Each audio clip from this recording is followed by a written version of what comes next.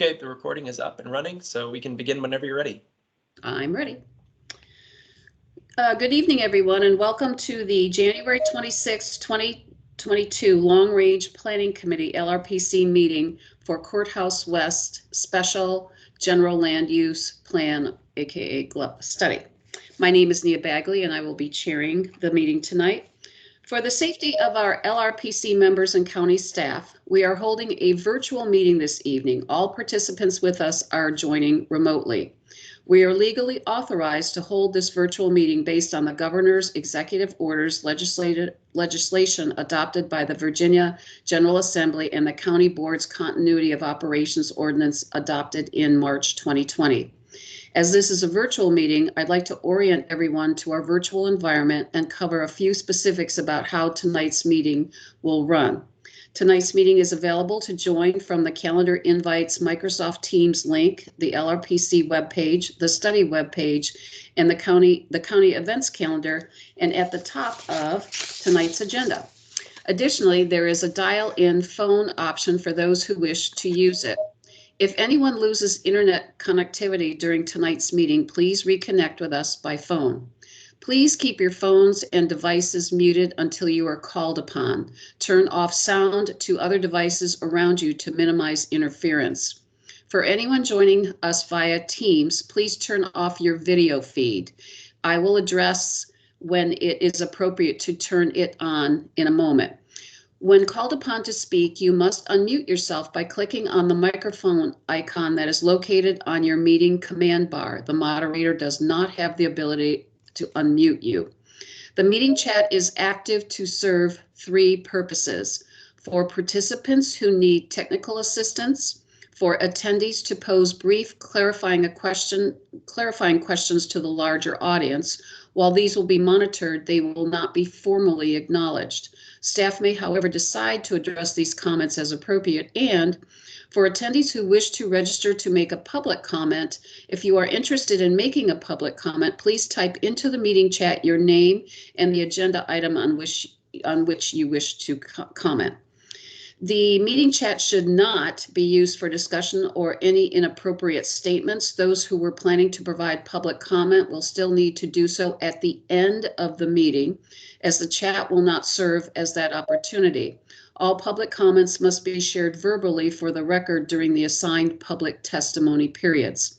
While we hope to be done by 9 p.m., if there is a sense we are close to reaching closure on certain items, I would hope we have some flexibility to go slightly over the broader goal of making progress this evening.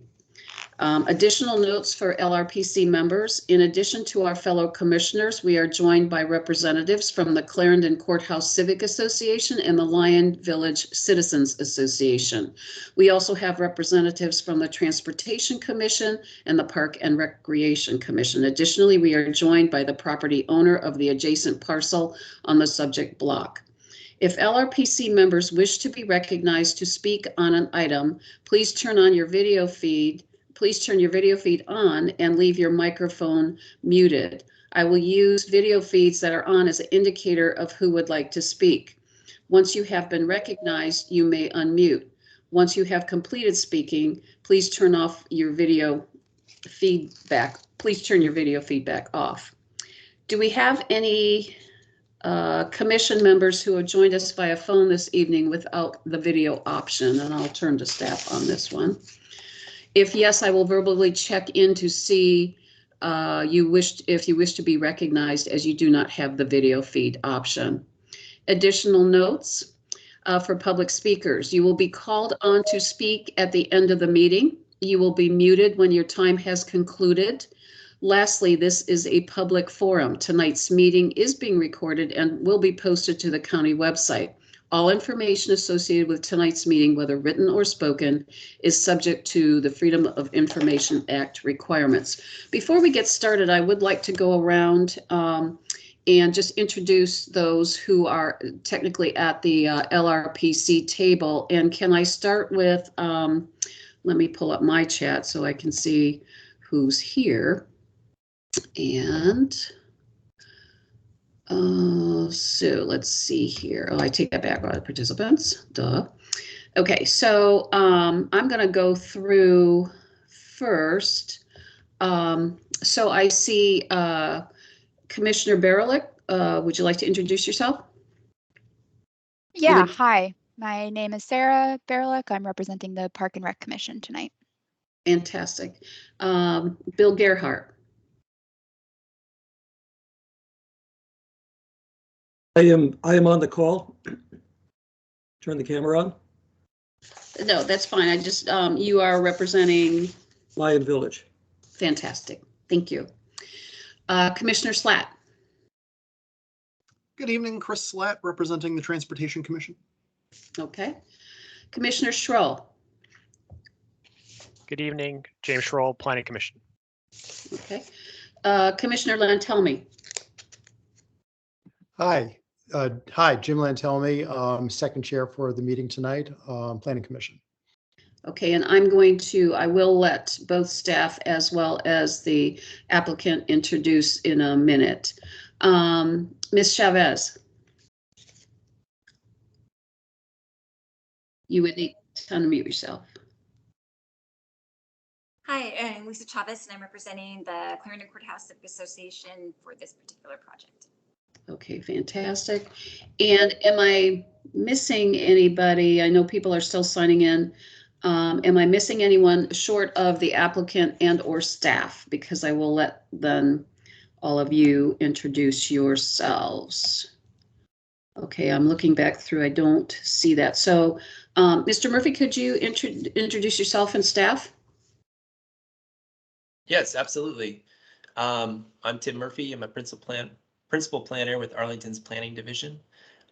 With me tonight, we have Angie De La Barrera from Department of Environmental Services, Anika Chowdhury from Arlington County's Planning Division, and she will be taking over as LRPC staff coordinator for this calendar year. Also joining us this evening from the staff side, Irina Lesik. Apologies if I mispronounced your last name, from Department of Parks and Recreation. Kelly Brown from Arlington County's Planning Division. And then Pablo Lopez, also from Arlington County's Planning Division. Okay, thank you, and welcome staff, and thank you for everything you've done for this. And should I ask Mr. Lawson or Mr. Lee to introduce the applicant? Oh, by the way, Commissioner Sarli has joined us. Oh, okay, I'm sorry, let's start with him. Commissioner Sarli, you want to introduce yourself? Hi, happy to be here. I'm with the Planning Commission. Awesome, we're happy to have you. Okay, so Mr. Lawson or Mr. Lee, do you want to introduce your team on tonight?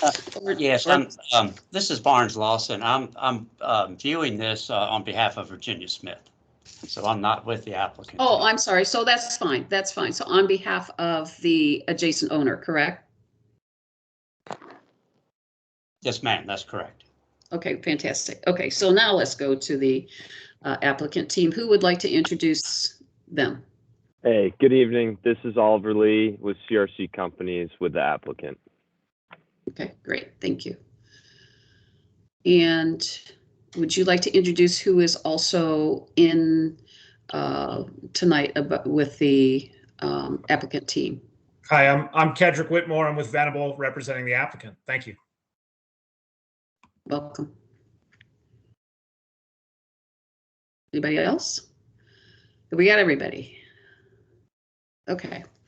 All right. So first thing that we will be doing tonight is I'll be turning this over to Mr. Murphy for a staff presentation. Thank you. Great. Thank you so much, Commissioner Bagley. I'm going to go ahead and share my screen. And I think at least during the presentation, I'll keep my camera off just because I've been dealing with some connectivity issues today.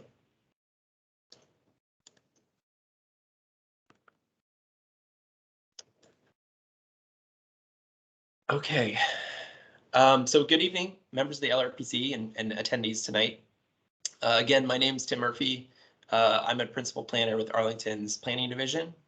And again, I'm joined by colleagues in the Planning Division, the Department of Environmental Services, and the Department of Parks and Recreation. Tonight's presentation on the Courthouse West Special GLUP study will cover multiple topics. First, the presentation will review the background for this study, which will include background on the application, as well as kind of on some highlights of existing conditions for the study area.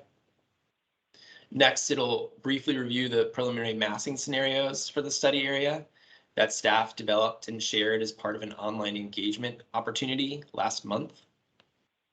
After that, the presentation will focus on a review of feedback that was received in response to that online engagement session and a survey that accompanied it. Staff will then review potential updates to the draft guiding planning principles that were shared in that online engagement session. And then finally, the presentation will provide a look at a transportation analysis that was conducted for the 3 preliminary massing scenarios. After the staff presentation, the applicant will then give a brief presentation prior to the discussion by the LRPC. And then after the LRPC discussion, staff will come back and close with a look at next steps for the study. So first, we'll review the background for the study.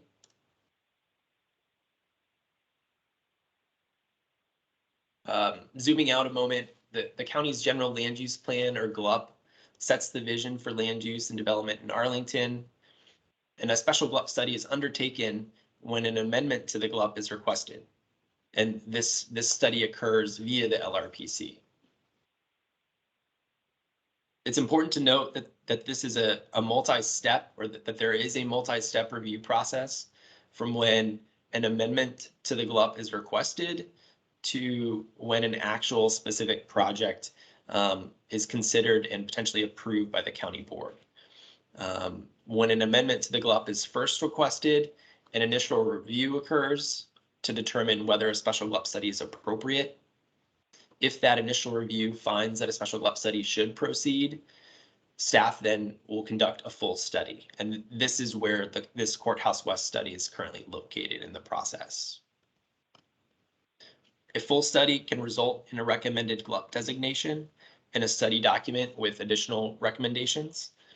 And the full study incorporates LRPC review and feedback to help refine staff recommendations. At the conclusion of the LRPC review process for the full study, the staff recommendations are then reviewed and considered by the full Planning Commission and the county board. If a new GLUP designation is deemed within the realm of consideration by the county board, then a future site plan application could be submitted. And then that site plan would then be reviewed through the county's Site Plan Review Committee, or SPRC, and it goes through a community engagement process prior to being reviewed and considered by the Planning Commission and the county board. The study area is located at the western edge of the Courthouse Metro Station area, and it's within a quarter-mile radius of the Courthouse Metro Station.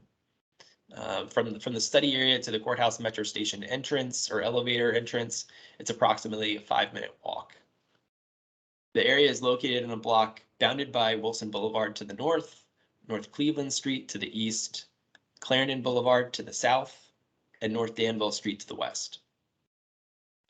The applicant's request encompasses the area of the block outlined in a red line shown here. This boundary includes part of one lot that's owned by the county, as well as 2 public alleys.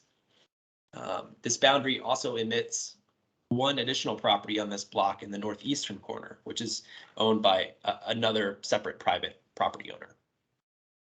Staff will be examining the entire block to consider what future land use designation may be appropriate. This slide identifies the existing GLUP designations found in and near the study area.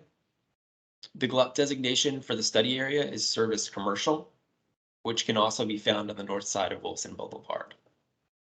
The areas to the east and west between Wilson Boulevard and Clarendon Boulevard consist of office, apartment, hotel, and mixed-use GLUP designations. To the south of the study area, on the south side of Clarendon Boulevard, the low medium residential and high medium residential designations can be found. This slide identifies the current zoning districts in the area. The study area is zone C2, which is the Service Commercial Community Business District. And this zoning district can also be found on the north side of Wilson Boulevard. The C2 zoning district allows for a variety of commercial uses by right and by use permit, and it does not allow for development via the site plan review process. Uses in C2 that are permitted by right include hotels, office, restaurants, a variety of different retail uses, and light industrial service uses. C2 would allow for development up to 45 feet in height by right and up to 1.5 FAR, or floor area ratio, for commercial uses. And development occurring by right would occur without feedback that can occur via the site plan review process.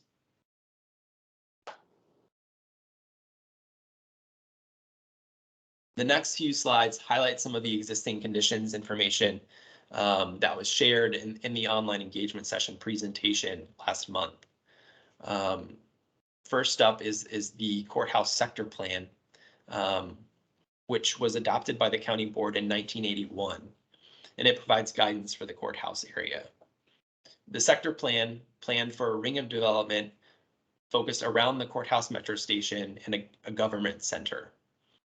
This plan identified the study area outlined in blue in a commercial area west of an area that was designated high density residential development. 12 years after the adoption of the sector plan, the county board adopted the courthouse sector plan addendum in 1993. This addendum provided updated planning guidance for the study area. The addendum specified higher density commercial residential mixed use on the concept plan for a large area that includes the study area block. Unfortunately, there's little explanatory text regarding this designation, and there was no amendment to the GLUP that was recommended in the addendum.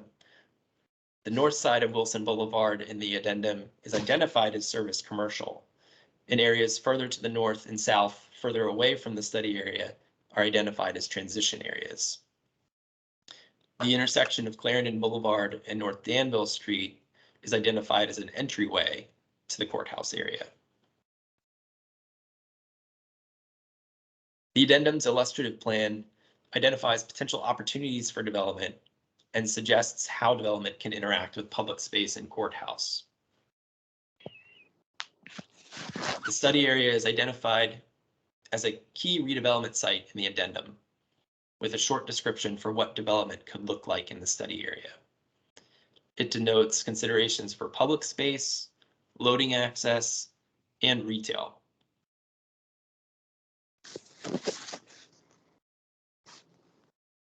The addendum also contains urban design guidance about building height transitions, signaling that heights should taper from commercial areas to the lower density residential areas. And to close the highlights of the existing conditions content, the map shown here provides a quick look at some of the existing conditions near the site.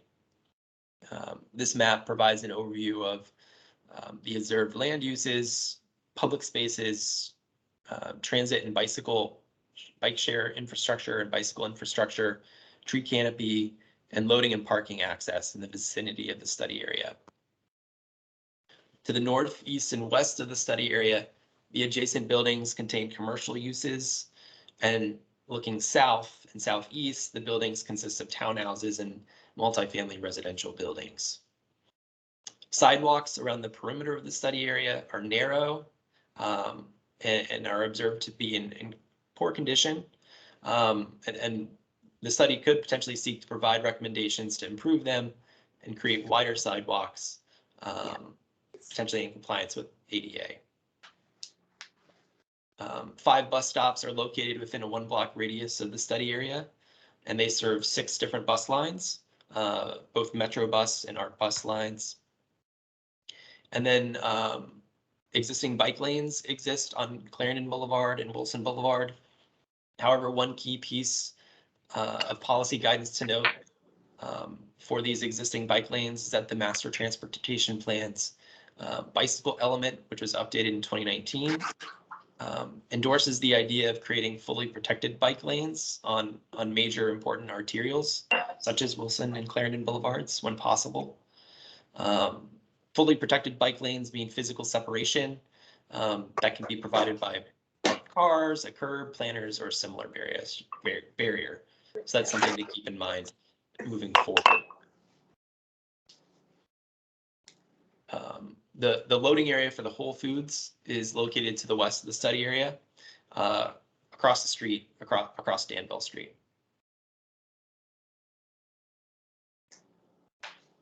The next few slides review the applicant's request and the steps that have led the study to the meeting today. The applicant's request is for an amendment to the GLUP, or General Land Use Plan, to change the GLUP designation from service commercial to high office apartment hotel. The applicant anticipates also requesting a rezoning from the existing C2 zoning district on the site to the CO zoning district, which is a mixed-use district. This request would be examined in the future and would accompany a potential site plan application.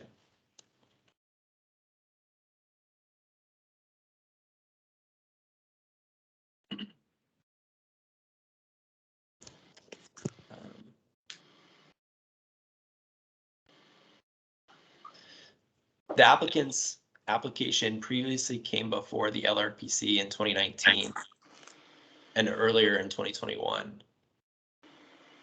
Could, excuse me, just a moment. Could someone, whoever is unmuted, could you please mute your microphone? We're getting a little feedback.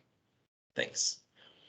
In 2019, staff presented on the initial review of the application and recommended a full study to the LRPC. And then in February 2021, staff brought forward the applicant's request and the existing plan guidance once again to collect some additional feedback from the LRPC. Feedback from that LRPC meeting in February 2021 reiterated an interest in seeing the full study move forward, and it signaled an interest in exploring higher density and height on the site than what the GLUP currently envisions for the site with that service commercial designation. Additional feedback signaled an interest in residential on the site, as well as appropriate tapering of height, public space and affordable housing on the site, and bike and pedestrian improvements. So with this feedback, staff utilized the feedback to as an input really into the development of the preliminary massing scenarios that were first presented in the online engagement session presentation last month. So engagement for this full study, the Tier 2 full study, began last month with the launch of that online engagement session. And looking ahead, staff anticipates meeting again with the LRPC in the spring to review a potential GLUP designation recommendation and a draft study document that provides recommendations for the study area. I'll cover next steps again later on at the end of the meeting, but I do want to highlight them kind of now during the staff presentation. After this meeting, staff really anticipates utilizing the feedback that we get tonight to make additional revisions to the draft guiding planning principles and to consider and develop an appropriate GLUP designation given the feedback from the LRPC on the height and massing, the guiding planning principles, as well as other site design considerations. In addition, staff will work to begin drafting a study document which would contain recommendations for further review by the LRPC. Now that we've covered the background for the study, we'll turn quickly to a review of the preliminary massing scenarios. The preliminary massing scenarios were developed to respond to the draft guiding planning principles, and they really are intended to illustrate a range of maximum height options. The different heights are really meant to evoke different ways to think about the courthouse sector plan addendum guidance and the designation of the study area as, quote, higher density residential / commercial / mixed use. The scenarios are conceptual and they're not meant to imply that there are only 3 maximum height options for the study area. Preferred heights and massing may be greater than or less than all 3 scenarios, or somewhere between 2 of the scenarios that staff has developed. And so we hope to get some of that feedback potentially tonight from the LRPC. So the draft guiding planning principles shown here on this slide influence the development of the 3 scenarios. They speak to concentrating high density development within metro station areas, increasing the supply of housing within metro station areas, building tapering and orientation, as well as ground floor activation. The first 2 principles here are derived from the GLUP's development and growth goals. And the 3 other principles were derived from the sector plan and sector plan addendum.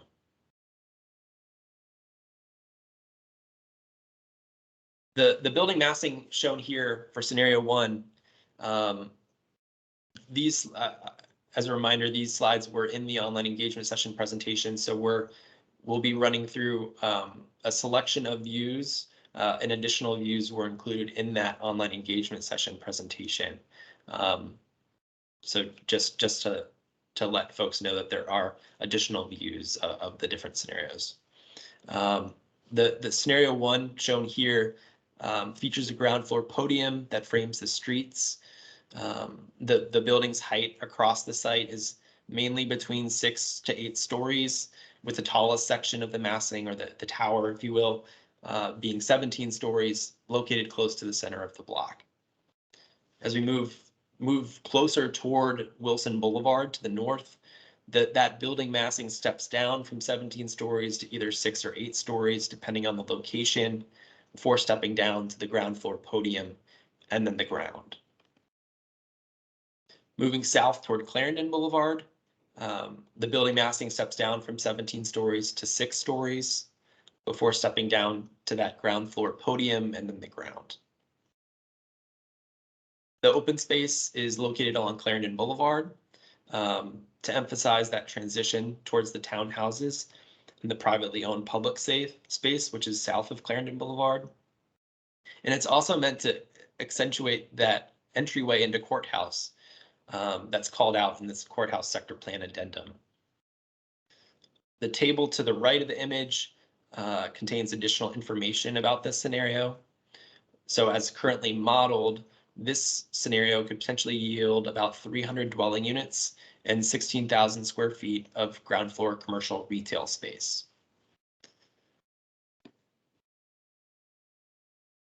The layout of scenario 2 shown here is very similar to scenario 1.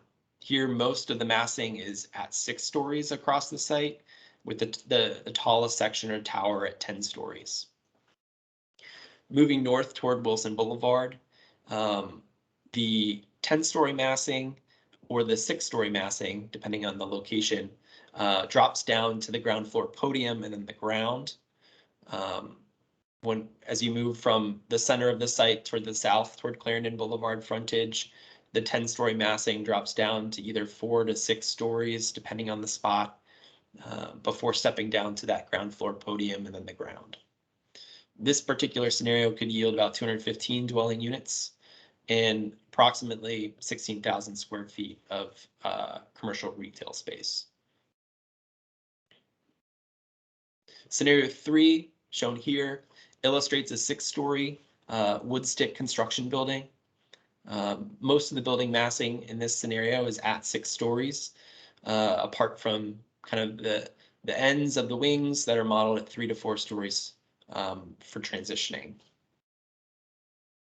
A notable difference between scenario 3 and scenarios 1 and 2 is that the ground floor here is set back further from the sidewalk than the massing in the other 2 scenarios. Moving north toward Wilson Boulevard from the center of the site, the 6-story massing steps down to the ground without an intermediate step down to a ground floor podium. And then as you move from the center of the site toward the south, toward Clarendon Boulevard, the 6-story massing steps down directly to the ground or down to 3 to 4 stories, depending on the location, before stepping down to the ground. So this scenario could potentially yield 150 dwelling units and approximately 11,000 square feet of retail space. So this view looks east along Clarendon Boulevard toward Courthouse. And so here we can kind of see that height transition from the center of the site down to the Clarendon Boulevard frontage for scenario 1. Here's the same view for scenario 2, the 10-story building. And then finally, scenario 3.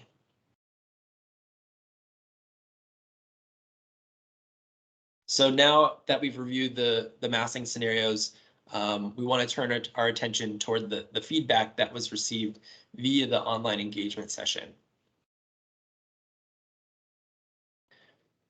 So the online engagement session presentation provided an overview of the special GLUP study process, the Courthouse West study, and the existing conditions for the study area. It then walked through the draft guiding planning principles, other potential areas the study could seek to provide recommendations on, as well as the 3 preliminary massing scenarios. The feedback survey accompanied the presentation, and over the course of nearly 4 weeks, 348 survey responses were submitted.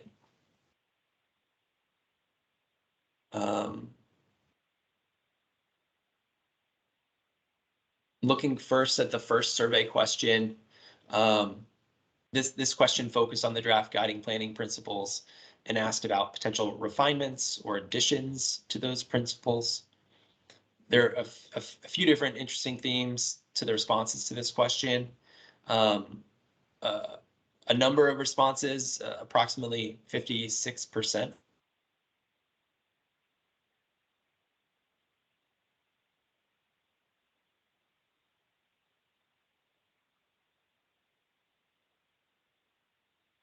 Okay, I'm back. I knew my connectivity would be an issue.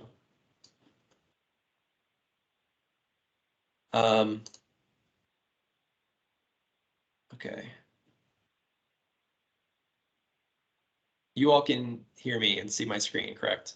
Just for kind of confirmation. Yes, we can. Awesome. Thank you, Commissioner Bagley. So question 1, approximately 56% of the responses to this question either identified no refinements or additions to the principles, or they reiterated something that was already included in the principles. Staff also observed 2 very different views about height and density. One that supported considering greater height and density within the metro station area, and the other supporting less height or density or no change to the existing service commercial GLUP designation and the C2 zoning. For those responses that identified a new element or a refinement to the principles, staff observed a number of additional elements that the principles could potentially incorporate, as shown here on this slide. These topics include areas affecting the natural environment, the feasibility and effects of development, housing, and transportation.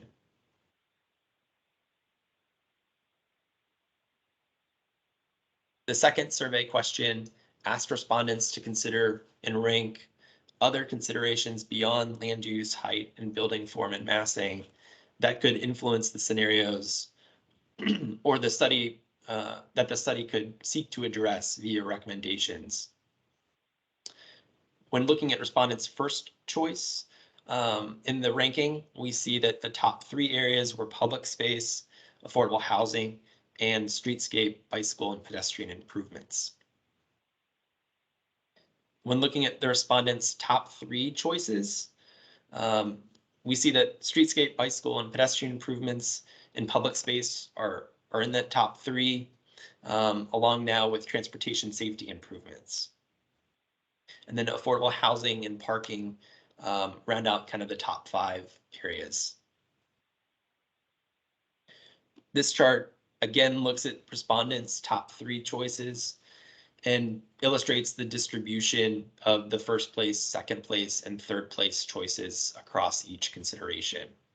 And so we can see, as an example, with streetscape, bicycle, and pedestrian improvements, about an equal number of respondents identified that as their first, second, or third choice.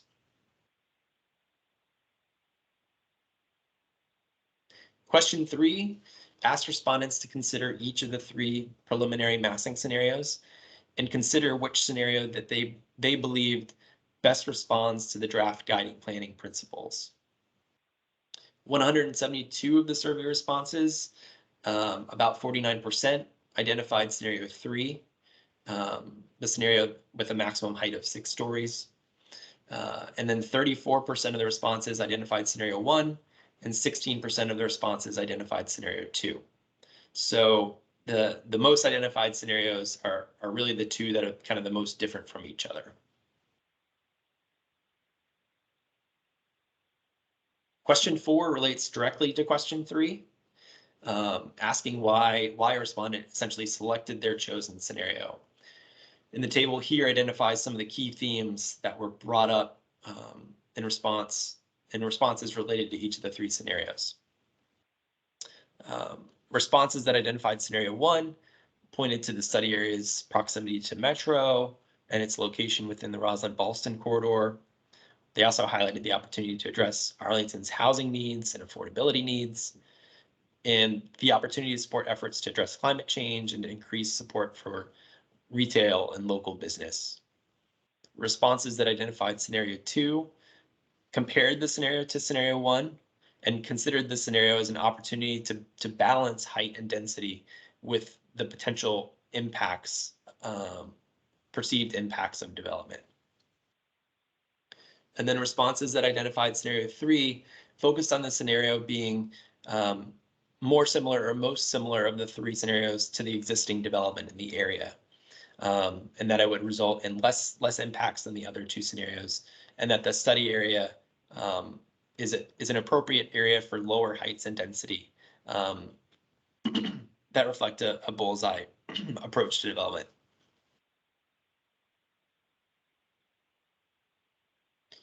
Question 5 focuses in on building height and where height transitions might be appropriate. The top selections here reflect what staff was previously considering when developing the massing scenarios, that transitions to the north and south would be really important to consider. It's also interesting to note that the third most selected option here was none of the above. Question 6 asked about the respondents' relationship to the study area. An important observation here is that a majority of the respondents, about 63%, indicated that they own a home nearby as opposed to renting, which is notable when we look at the demographics and the housing types in the 3 census tracts that make up the study area and the 2 adjacent census tracts.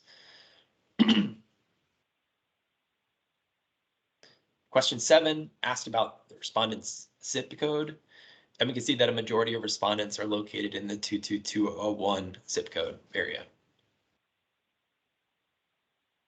Questions 8 and 9 ask respondents about age and race and ethnicity. The chart to the left shows the age distribution, and the table to the right identifies the race and ethnicity selections. Finally, question 10 indicated that a majority of respondents to the survey did so as individuals rather than as a representative of an organization or advisory board or commission.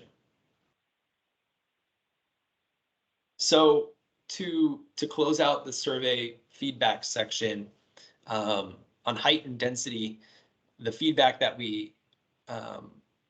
really identified differing views on what levels of height and density in the study area are appropriate, given the location at the edge of the Courthouse Metro Station area.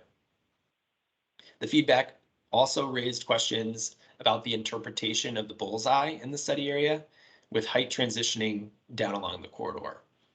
And there were kind of, again, two views there that came through in the feedback.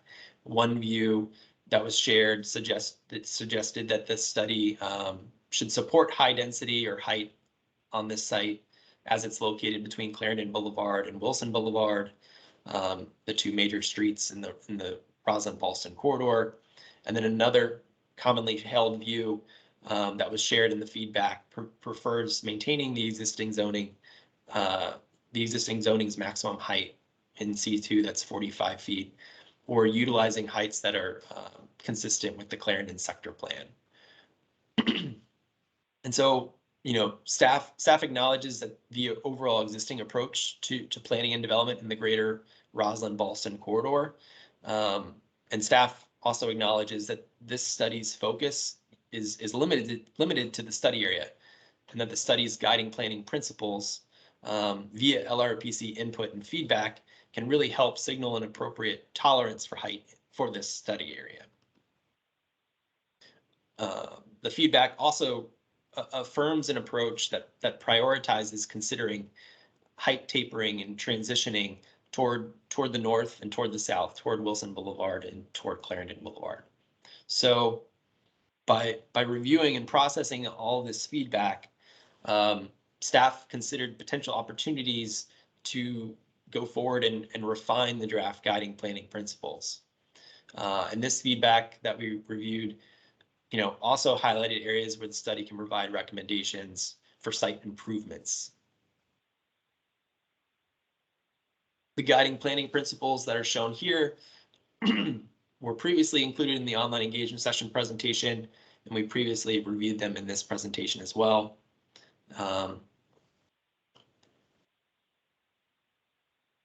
This slide identifies potential refinements to the existing principles and contributes 2 additional principles.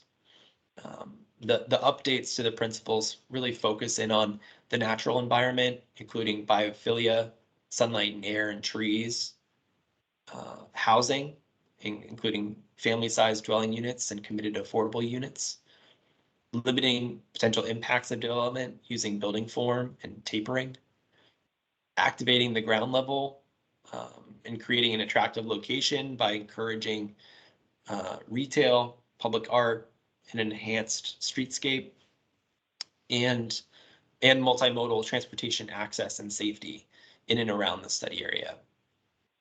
And this last principle related to transportation really seeks to incorporate multiple areas of policy guidance and current initiatives, including Vision Zero, and for guidance, the Master Transportation Plan. And again, a key example of guidance for the MTP is the bicycle element, which we referenced earlier in the presentation.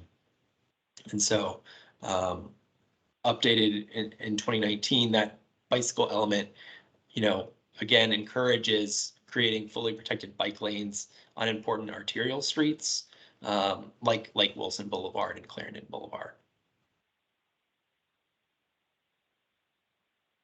So when considering the survey feedback, and really when we focus in on that question 2, there are certain considerations that were most highlighted by respondents in their top 3 choices.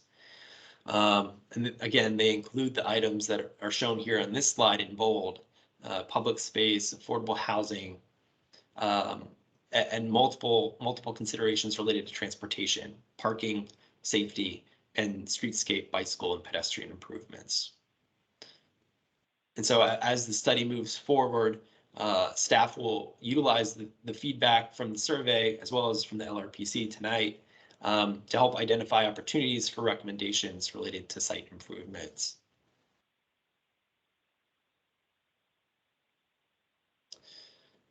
Now, I'd like to turn it over actually to my colleague, Angie De La Barrera from the Department of Environmental Services, to talk a little bit about the trip generation analysis that was conducted for the 3 preliminary massing scenarios. Thank you, Tim. Good evening. transportation staff has worked closely with CPHD and examined the 3 preliminary scenarios with residential and commercial development in each. Staff calculated estimates for AM and PM peak periods, and the AM numbers show slightly higher trip totals than the PM, and therefore was used for this presentation.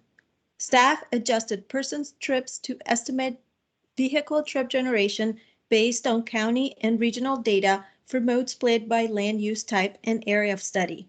As a side note, the trip generation estimates are for long-range planning purposes.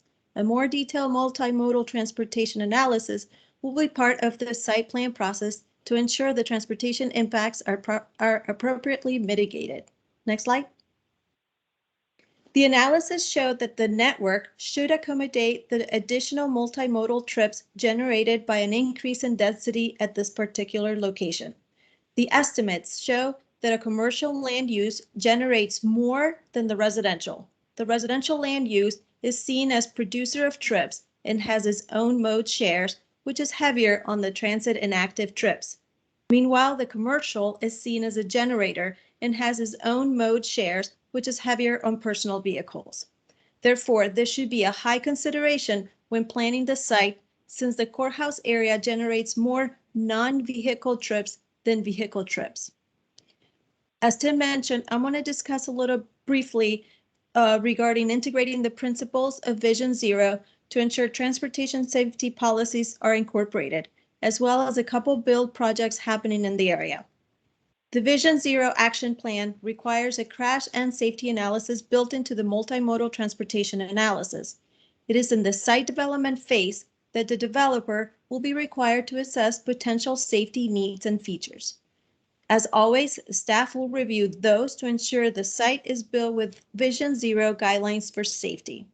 Specifically here, Clarendon Boulevard along the site's frontage is part of the county's Vision Zero high injury network. The staff are conducting analysis and audits of this network corridors for shorter term safety projects. Beyond the high injury network projects, the Vision Zero team also conducts systematic and countywide safety assessment each year.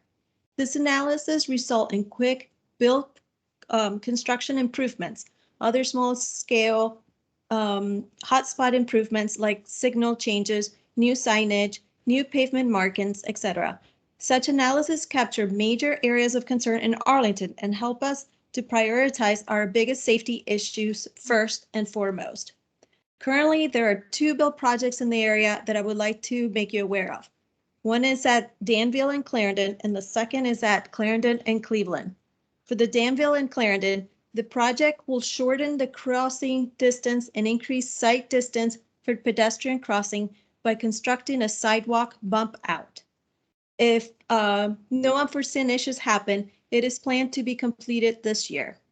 For the Clarendon and Cleveland, the project adds a crosswalk across Clarendon from the southwest corner to the northwest corner by the bank, also upgrading the 4 corners of the intersection with updated ADA ramps and curb extensions. This will add a crossing for pedestrians across Clarendon and shortening the crossing distance on Cleveland. The site will likely be in construction spring of next year. And this concludes the transportation analysis section. Back to you, Tim. Great. Thank you so much, Angie, for walking through that. So as the staff presentation concludes, we can go ahead and share a series of discussion questions that we hope will lead to a great discussion later on this evening after the applicant presentation. And we'll have a chance to review these in greater detail moving forward. But again, the questions here really focus in on the preliminary massing scenarios and the draft guiding planning principles, asking questions about how the two relate to one another, potential refinements to the draft guiding planning principles, and then really a specific question focusing in on that first principle related to height and density, because we see that as really a key topic for discussion tonight. And then the last question really focusing in on kind of additional information that could be helpful. So with that, this will conclude the staff presentation portion of the meeting. And I'll be able to pull up these slides once again after the applicant presentation concludes. Thank you.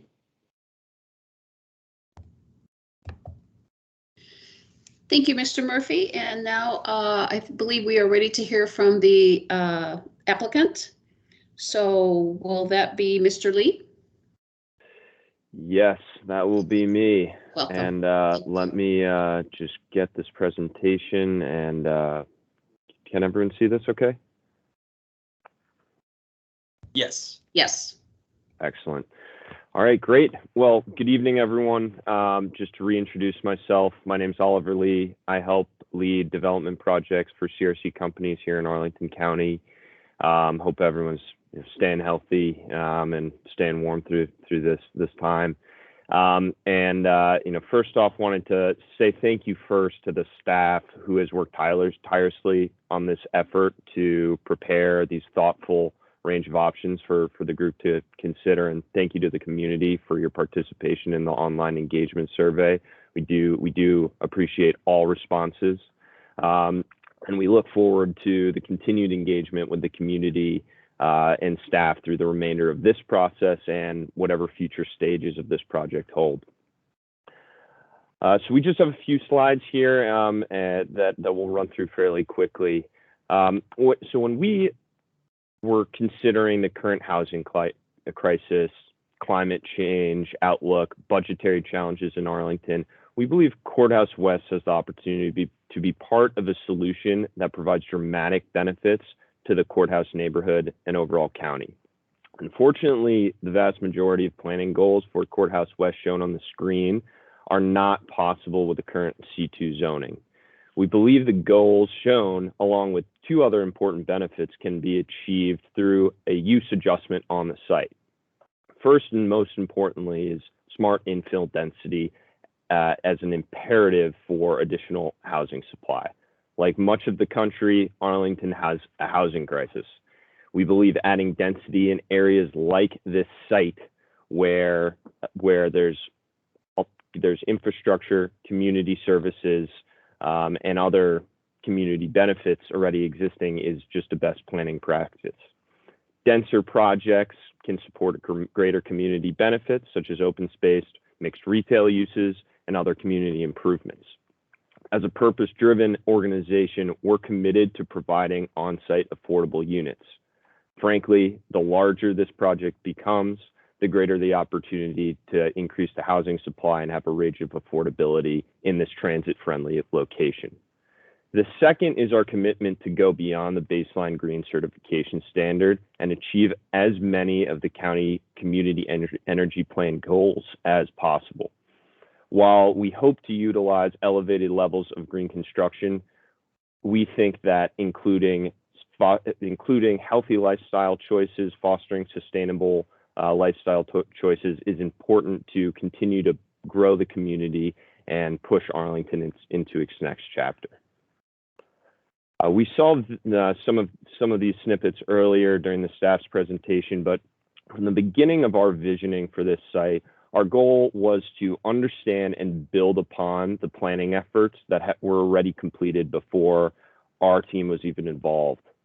So prior to our GLUP submission, we extensively reviewed the courthouse sector plan addendum, neighborhood conservation plan, and several other county planning documents to understand the spirit and intent of each document and weave together a cohesive set of guiding principles for this site. The courthouse sector plan shows the site in a central courthouse area, which specifically calls for Arlington Civic Center to be ringed by a mix of high-density office and apartment development. The plan addendum, published a number of years later, further identifies the site in a higher density commercial and residential mixed-use area. To us, higher means greater than medium. The sector plan also identifies the site as a gateway site to the Civic Center of Arlington County. It says that the development of this site should exemplify Arlington's civic pride. We believe that the proposal we submitted aligns with this existing guidance. As staff highlighted earlier, our initial GLUP study request features a zoning change from C2 to CO. Many people may wonder, okay, why not CO 1.5 or CO 2.5 to be more consistent with the blocks directly adjacent to the site?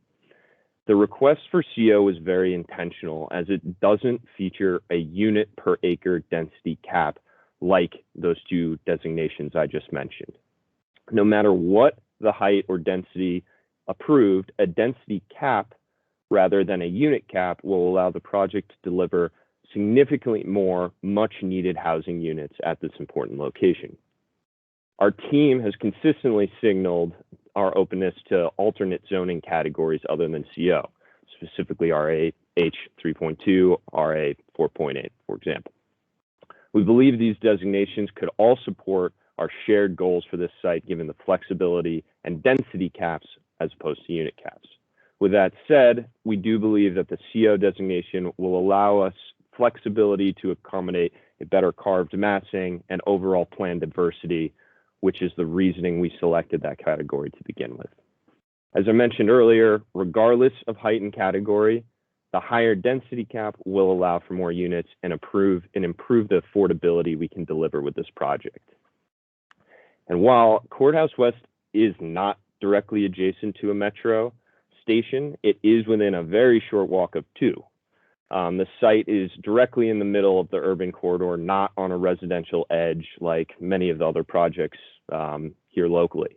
When comparing to sites like the Mazda site near Ballston that was recently developed, the Hyatt Place down the street, or Cortlandt Park, which is catty-cornered from this site, those all directly abut low-density residential. We feel that this proposed plan within the center of two major roadways should cause much less concern. Based on the options provided by staff, we believe the massing scenario 1, reflecting the higher density outcome, not only allows for building with variability in height, carving, and overall massing, which actually can improve the pedestrian experience, but scenario 1 will also make the largest impact on the goals that I outlined earlier. Density, where the county and regional infrastructure can already support it, just makes sense to us, and we think its inclusion will reflect the Arlington County community and staff's commitment to addressing some of the major issues we're facing, such as housing supply, affordability, sustainability. Hopefully the group on the call and anyone else not here will consider some of these points we've made. And we look forward to a continued conversation during this call here and future calls as we look to push this project forward. So thank you very much for the time and giving us a few minutes to walk through our perspective. So thank you, Mr. Lee. Mr. Murphy, if you can put the slide up that we'll start talking about the questions in front of us tonight for Absolutely. discussion. Thank you. So, and as mentioned earlier, this discussion will be open to the LRPC members. For tonight's purpose, we would like you to turn your camera on as we discuss each one, if you would like to address it. And then when you're done, obviously turn your camera off so we know to move on to someone else. So if there's a bunch of faces on the screen, we'll get to you as we go. So Mr. Murphy, you want to start with the first one? Yeah, absolutely. The first question, which scenario best responds to the kind of original guiding planning principles that were presented in the December online engagement session? So this question is essentially one that was posed in the engagement session feedback survey. Fantastic. Okay, so for members of the LRPC, if you would like to comment on this, or if you have comments that you would like to make, please turn your camera on and we will recognize you, and we'll obviously be taking notes as everyone speaks. So do I have somebody that would like to speak?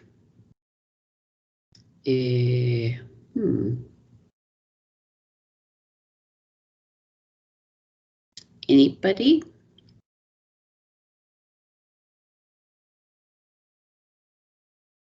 Okay, hold on a second. All right, so let's see here. So the one at the top, and of course, because I can't see your name on there, you can unmute yourself. Madam Chair, I think people are raising their virtual hands as well. Thank you. Yeah, okay, that's easier for me too. Okay. All right, so the virtual hands, hold on. Thank you so much, Commissioner Schroll. I appreciate that. All right, let me show the participants here, and that will be much easier. Okay, so I think what I'll do is I'll just start on this list. And so let's start with Ms. Chavez.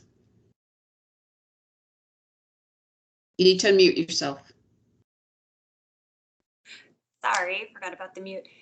So looking at the high density concentration, I think there are a couple of points here. Of course, it's already zoned in alignment with the county's plans, and the highest density is concentrated next to the metro station. So this block in that sense is responsive to that, even as is, which I think as a group is maybe not sufficient for where we want to go. But in terms of how we look at housing, I don't want to lose track of the fact that sometimes there is a benefit to having the zoning categories with the unit max, because that can allow for sometimes larger size units, which are some of the most critically needed units in Arlington. So I want to make sure we keep that out there in terms of our zoning options for how this discussion moves forward. And again, orienting the block, when you're looking at the lowest density, the orientation of it doesn't matter nearly as much. So I think that scenarios 2 and 3 are both very responsive to that guiding principle. And, you know, the first scenario, of course, technically it aligns according to north to south, but it's such a dramatic change that it's almost a moot point to consider it in terms of activating the street the way that scenarios 2 and 3 would do. Okay, thank you, Ms. Chavez. And when you're done speaking, if you could turn your camera off and also take your virtual hand down. Mr. Gerhardt. Yes, can you hear me? Yes. I want to echo Lisa Chavez's concerns and views, but also want to point out that we have a very, going back to the early 80s, we have a concept for the RB corridor, which is to concentrate the greatest heights and densities at the metro station entrances, and to then decrease these as you go away from the metro entrances, which is in fact what the plan for this site does. The plan for this site most closely corresponds with the lowest of the 3 proposals set out. The idea was to concentrate your height and density and your activity at close to the metro stations, and then kind of just, you know, reduce the heights and densities you've got further away. The other thing is we've talked about traffic and bike lanes and that sort of thing. The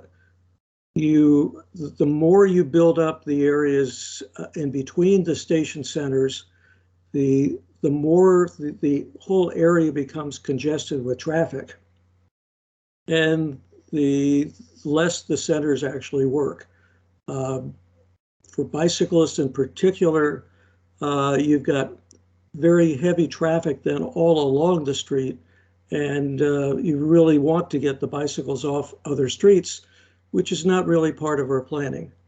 So basically the current proposal for this site is consistent with our bullseye concept, and I see no reason to change it.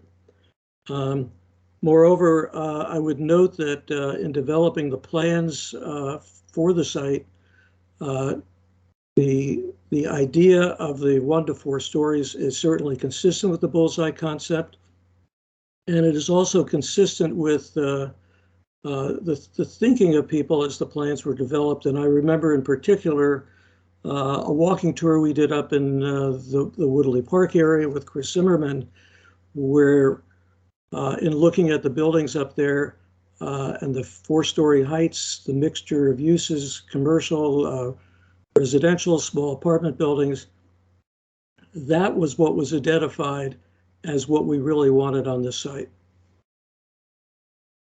And I'll stop there. Okay, well, thank you, Mr. Gerhardt. Commissioner Ware, did you want to say something? You were in the initial group of the hands that went up, and I know you joined us later, so you can introduce yourself first. Yeah, thank you. Yeah. Daniel Weir with the Planning Commission, and I don't know why my hand came down. I must have clicked something without realizing it. I apologize for that. You know, I think that when we really need to, it's incumbent upon us. It's incumbent upon us to remember that this bullseye approach, right, that we're asking, does this fit, is an approach that comes out of late 70s and early 80s planning, when Arlington, like the rest of the country, was still extremely car dependent and just beginning to envision a future that wasn't tied completely to single occupancy trips in a personally owned single occupancy vehicle, right? We were just beginning to wake up, to open our eyes to the possibility of a different world, right? And so when in 1980, when the county only had 150,000 people in it, right, we didn't really think through how the difference between a half mile along the RB corridor, east and west, and a half mile north and south, right? So we're being asked, does this correspond to what extent does this correspond to the bullseye,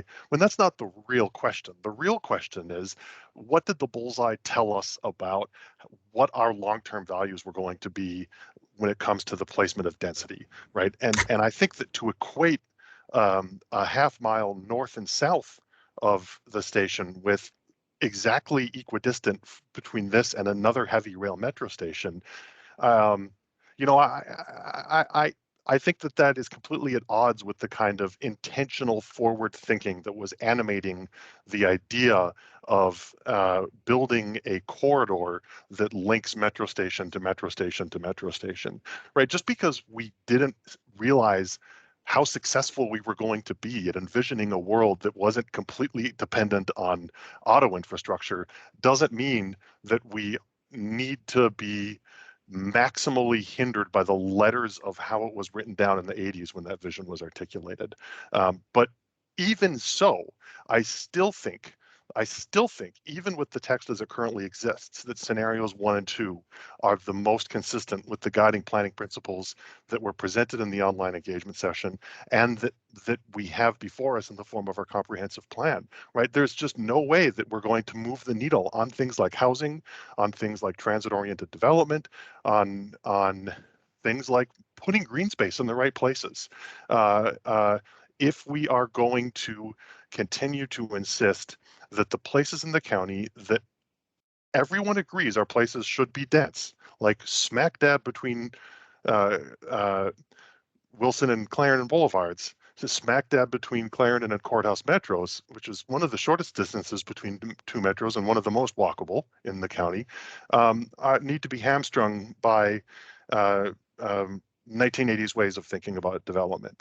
And the only other comment that I want to make is that I really do think that in the guiding context of our comprehensive plan writ large, the various elements of them, right? I want to speak to the density thing. You know, the point is well made and well taken that maintaining a focus on the number of units would encourage larger, more expensive, less attainable, bigger luxury units. This is true, right? But it's also regulating consumer choice. And we really do have to look deep within ourselves and ask, do we care about the form, the density? Do we care about the housing, what's in the plan? Or do we care about telling people, yeah, if you want to live in Arlington, you have to have at least a 12,000 square foot apartment? And I don't know, my inner libertarian doesn't think that that's the right way to move forward. So I'm just going to shut up now. That's my comment on discussion question 1. Thank you. Thank you, Commissioner Ware. Commissioner Slatt. Thank you very much. Yeah, I want to weigh in on a couple things here, building kind of off of some things Mr. Gerhardt said and a few things Commissioner Weir said. First off, I think I want to say this notion of bullseye planning and the lovely little map that we trot out from the 80s and everything tells a great story, but it's not true. Like if we actually did bullseye planning, then we would be having, 6 or 8 story buildings or whatever, 2 blocks north of Clarendon or of Wilson Boulevard and 2 blocks south of Clarendon Boulevard. And generally we don't have that. We have this narrow corridor north to south that is quite long east to west. And so I think we've got to be really careful about how we think about that bullseye, because we don't use the bullseye north to south for the most part. We use the bullseye from east to west. Second off, I want to say, back that bullseye planning was really came into our lexicon when we were doing planning for Metro. And we've come a long way since Metro Rail being the only transportation infrastructure in Arlington that people care about and that gets people around. This site is steps from bus stops that are served by the ART 41, the ART 77, and the Metrobus 38B, among others. And just those 3 that I mentioned carry 2 million trips a year between them. Like that's a lot of people. How we enable, smart growth, how we enable car-free living has changed so much from just caring about how close you are to a metro stop to much more about, can you walk to a grocery store? Can you walk to restaurants? Can you meet your needs without a car? And so I think staring just at that, bullseye map or saying how far is this from Metro is not the be all and end all of our planning at this point. With all that said, I think scenario 1 is the most responsive scenario here to these guiding principles. This is a 1/4 mile from the Courthouse Metro. It's a 1/3 of the mile from the Clarendon Metro. It's steps from those bus stops. It's on 2 priority bicycling corridors. It is walkable to, you can hit a grocery store with a rock from it. You can walk to all sorts of restaurants. You got a coffee shop across the street. Like this is where we want density. And if we are going to follow those other guiding principles about tapering this way and tapering that way and being responsive and adding green space, we have to start with a height and a density that allows a lot of units, because we're going to cut a bunch of them off with those other things that we do with the tapering and the making space for open space or whatever. And so I think we can't lock ourselves into a lower height and still be able to, meet our housing goals, having my kids someday be able to live in Arlington and that sort of thing. So I think we need to be starting off with a lot of height and density possible on this site. Thank you. Thank you, Commissioner Slatt. Commissioner Barelick. Yeah, I would just echo the sentiments from Commissioner Slatt and Commissioner Weir that a higher density option, especially, something similar to scenario 1, best matches the guiding principles as they're currently written. I think any set of principles that includes or prioritizing housing has to consider a higher density option because it's just simply not possible to meet housing needs with a lower density development at this site. And, considering the impacts of focusing development in areas that are already very well served by transit and bike accessibility and access to local amenities is really key in, both building out the local area, but also thinking about our roles as global citizens in improving the sustainability of our community. So I think the higher density options are definitely the most responsive here. Thank you. Thank you, Commissioner Barelick. Commissioner Sarli. Thank you, Commissioner Bagley. I will keep my comments brief.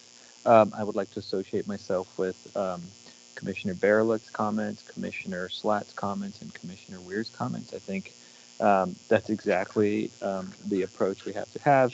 And I would just point out that the sort of paradigm we have here is actually inverse. We have essentially like single homes on top of metro, which that is, I think, the real anomaly to the urban setting that we're trying to develop.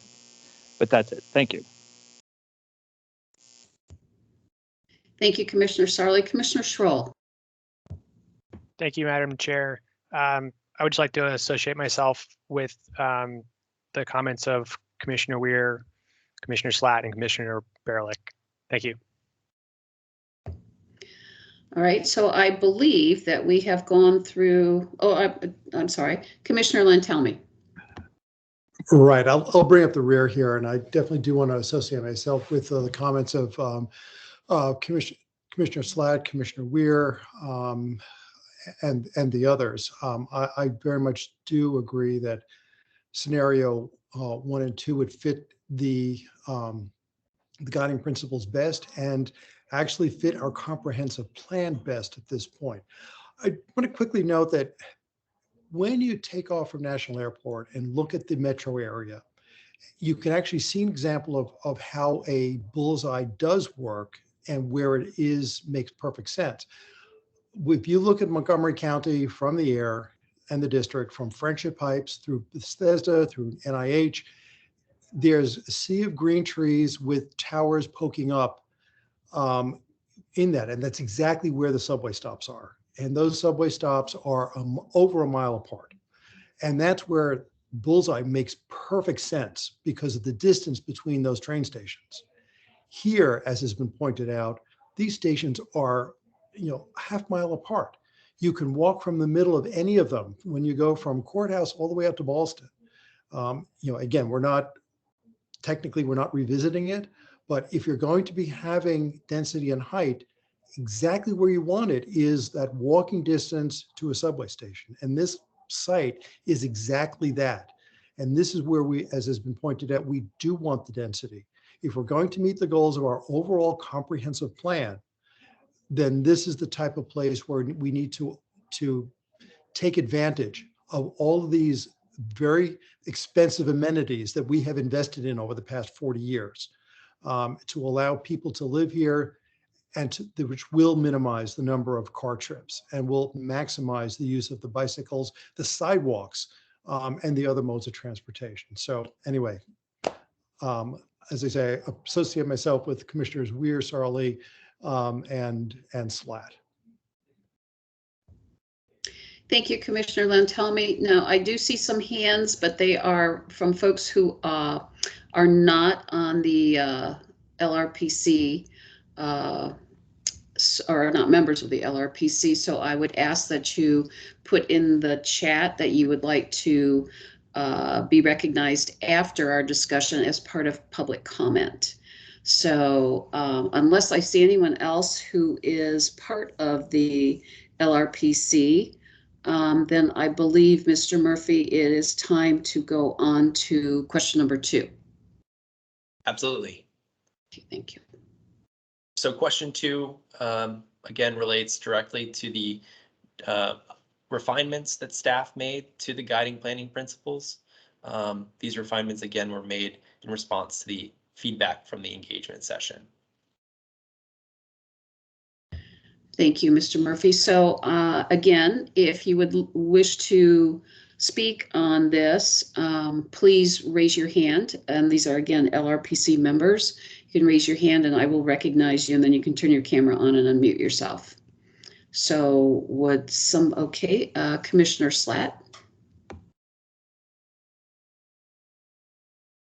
Thank you. This one should be real quick. I appreciate the addition of the transportation guiding principle here, but I have an issue with just using the word multimodal these days. It's become such a weasel word. It's far too easy to say we're restriping a crosswalk and adding a parking space, and so that's multimodal because that's 2 different modes served. I'd really like to see this guiding principle pulled out to be more specific, to speak specifically about, improving the bike facilities as outlined in the bicycle element, about improving pedestrian safety, about upgrading those bus stops to, the best bus stops that we can have given the high ridership of those 3 bus lines, and that sort of thing, rather than leaving an enhanced multimodal transportation access is very weaselly planning language, and I think we would be best served making it really clear what we actually mean there. Thank you. Thank you, Commissioner Slack. Ms. Chavez.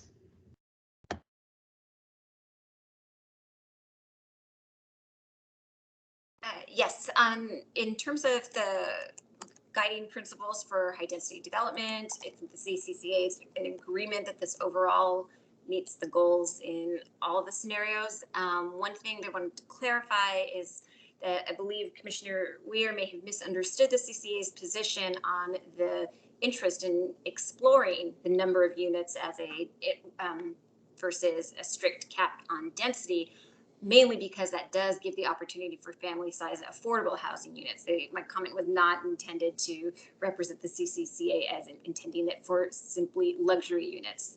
In fact, affordable housing on site would be a strong priority for the Civic Association.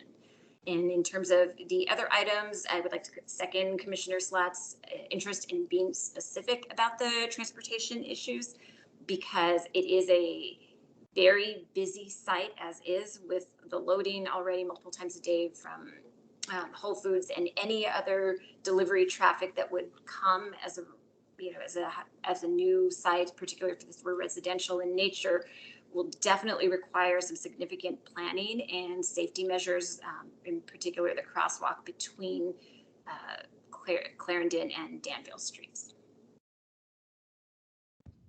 Thank you, Ms. Chavez. Commissioner Barelick. Yeah, I agree with the comments regarding the transportation principle, and also wanted to speak to the activating ground level conditions one in the middle of the list there. I think the edits made are responsive to the survey feedback. I think they could be more responsive by further emphasizing the need for this study to consider public space impacts, and on the other side, improvements that could be made through the redevelopment of this parcel. I think any future revisions to this principle could also consider, connectivity both visually and physically with the existing public spaces in this corridor to the east and to the west, to help create, what's kind of scattered pocket areas right now, but to help create a more cohesive feel from a public space perspective for pedestrians, and then also residents who live in this area who might partake in these outdoor spaces. Thank you. Thank you, Commissioner Barelick. Commissioner Ware.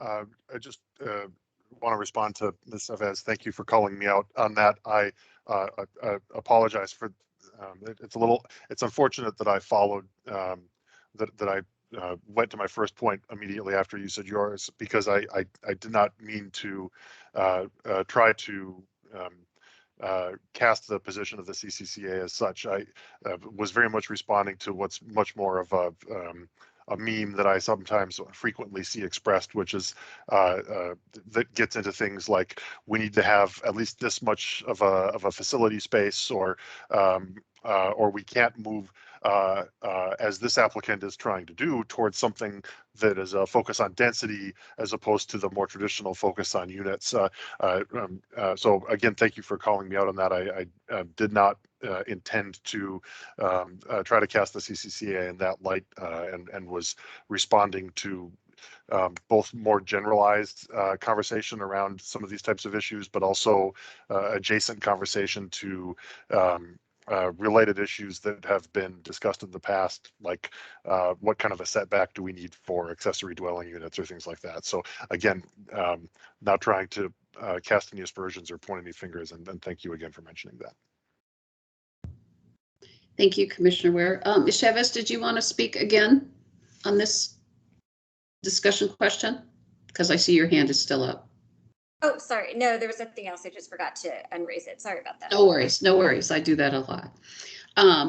Are there any others? Let me just look through my list here. Sorry, I want to make sure I have covered everybody. Again, if you are not a member of the LRPC, for this portion of the discussion, please make sure that you note yourself in the chat as somebody who wants to participate in public comment following. So with that, Mr. Murphy, could you pull up question number 3? Absolutely. Thank you. So question 3 relates specifically to the first guiding planning principle that speaks to concentrating high density development within metro station areas, and asks really whether refinements could potentially be made to this principle. Okay, and some of this I think might be overlapping with our previous discussion, but at any rate, so let's if you would like to speak to this, please raise your virtual hand, turn your camera on, and we'll get to you. Again, these are for the LRPC members. Anyone?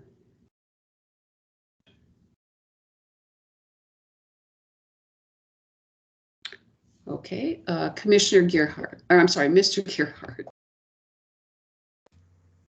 Thank you. Just clicking things on. I did want to go back to a point that someone else had made about the concentration of density, and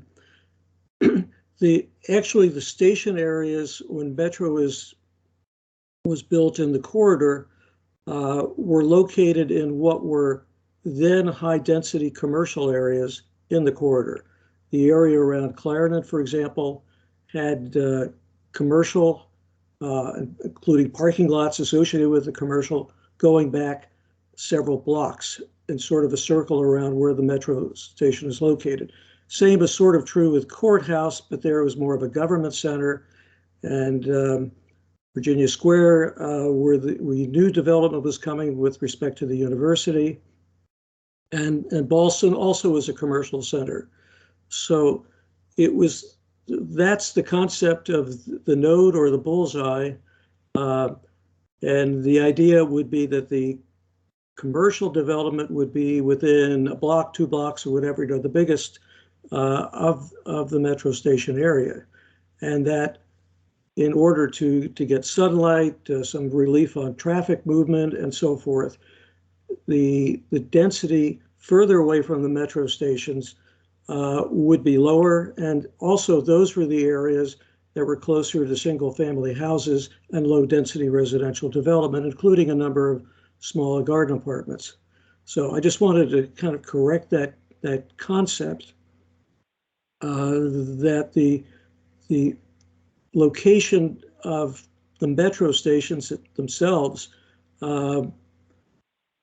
were in those locations because of an existing situation and a desire to kind of build that up, and then to leave the areas in between available for more lighter density and the ability to move traffic away from the centers. I'll stop at that. Thank you, Mr. Gearhart. Anyone else who would like to speak to this?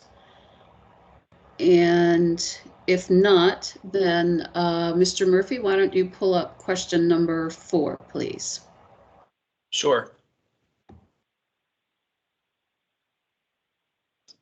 So question 4 then relates to the updated guiding planning principles and whether anyone feels like the most responsive scenario is the same that they previously thought was the most responsive, or has the view shifted to a different scenario? Thank you, Mr. Murphy. And with that, we will open this up. Now, again, if you've already made comments about a specific scenario, unless you have additional ones, feel free. But again, please raise your hand if you would, your virtual hand, if you would like to speak, and turn your camera on. I'm just going through the list here, and I do not see anybody. Going once, going twice. Oh, Ms. Chavez. Yes, one thing that I forgot to mention earlier in terms of the second to the last bullet point here, and to consolidate the block. One thing that's still a question for CCCA members is Number one, where have we done other similar GLUP changes where there is not full block consolidation? And what are the remaining development options that remain for, I believe Mr. Lawson said her name was Virginia Smith, or the property owner on that site? And depending on which scenario were to move forward, and it would change the ability to either use that lot or that corner of the lot in perhaps a desirable way that would provide the appropriate community benefits, and may really change the scale and make the overall attractiveness of the surrounding area less attractive for pedestrians. So that is a risk that the CCA is throwing out there in terms of wanting to just understand what staff has studied in terms of that the remaining privately owned parcel on that side, and where else we have similar examples of this kind of GLUP change without full block consolidation. Mr. Murphy, would you like to, or any staff, would you like to comment on that?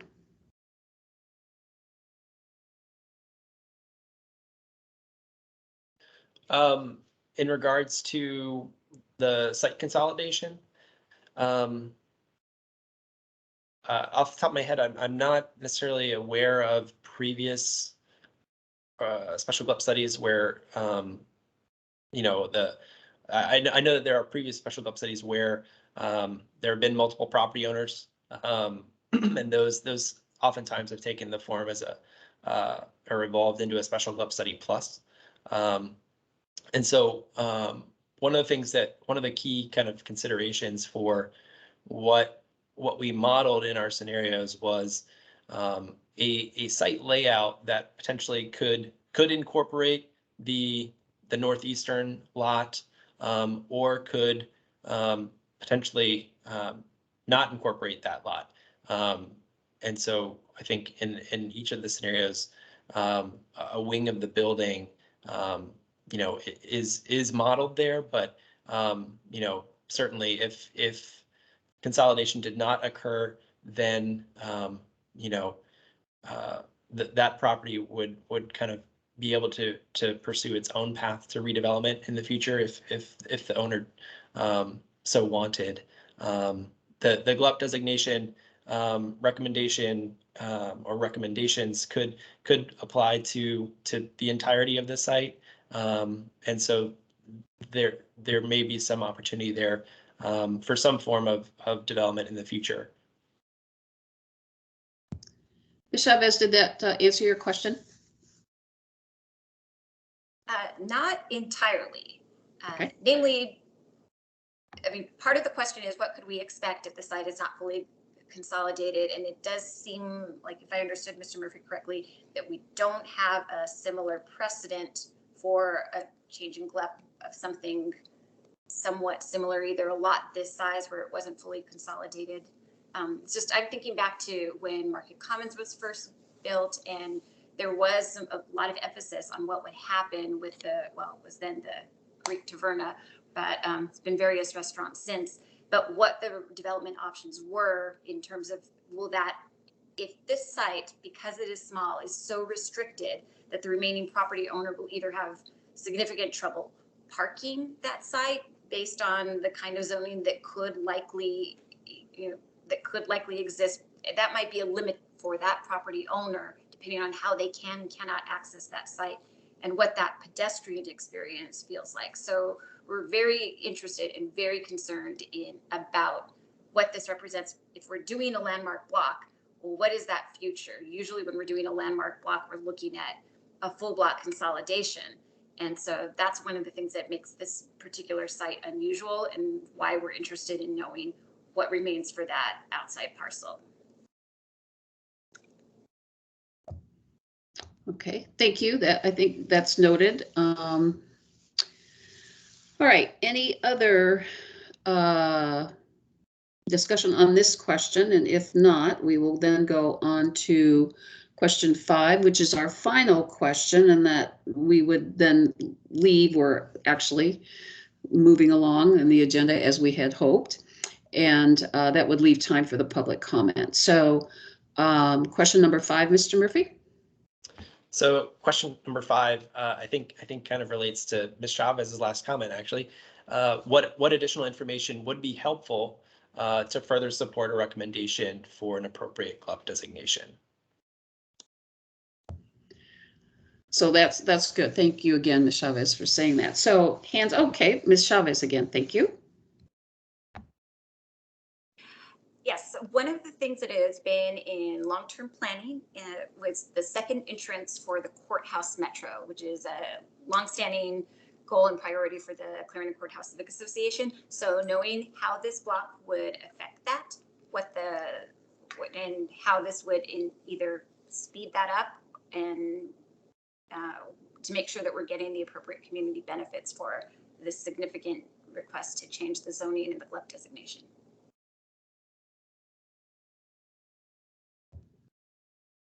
Is there anyone else who would like to add any other information that will be helpful for this? I'm not seeing, oh, hold on. Mr. Gearhart. Now, some idea of sunlight studies might be helpful because in terms of the Lion Village side, you've got single family houses about a block in, or maybe even less than a block in, that with tall buildings would be in shadow, especially much of the winter months. A second question would be, where would your parking garage and loading dock entrances be? On the side streets, you've got some limitations on the Whole Food site. You would not want them mid-block on Wilson and Clarendon Boulevards because then you're interfering with the pedestrian flow on the sidewalks. So there are some important questions there. Okay, thank you. Ms. Chavez, your hand is still up. Did you have another comment? Oops, nope, sorry again. No worries. Like I said, I do that too.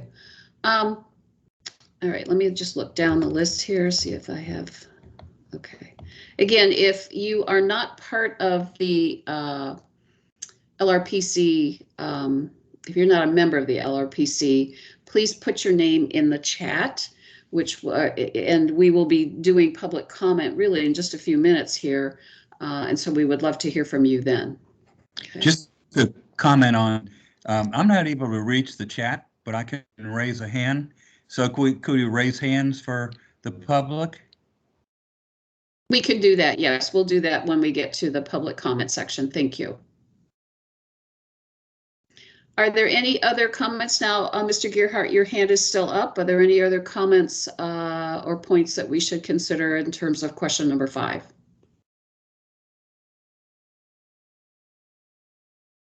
Okay, hearing none, then I think we're ready to go to public comment. And let me get to the chat screen here. And let's go back here near the top. If I can just get my little fingers to work again here. All right, so I want to go near the top. So we will start with John Obenberger. So you can certainly turn your camera on and certainly unmute yourself. And there is a timer on the screen. You have 2 minutes. Thank you.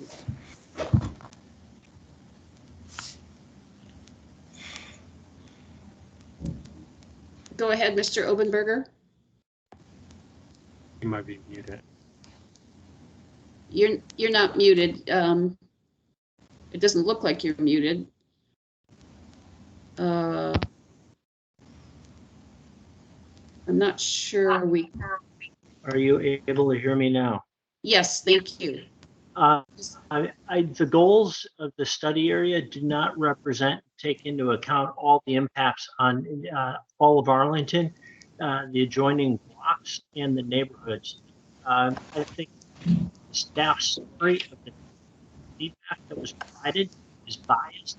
It doesn't represent all feedback that was heavily weighted against negative impact of the density that's coming in. I also think, and I was shocked at the feedback from the commissioners, that is density and more housing at all costs.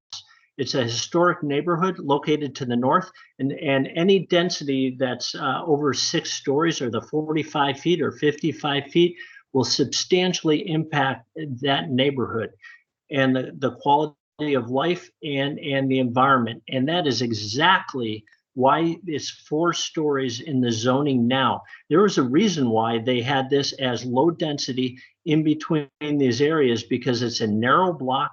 It can handle the traffic in the staging and loading on the sites without negatively impacting traffic on Wilson and Clarendon Boulevard, in addition to creating traffic through the neighborhood to the north.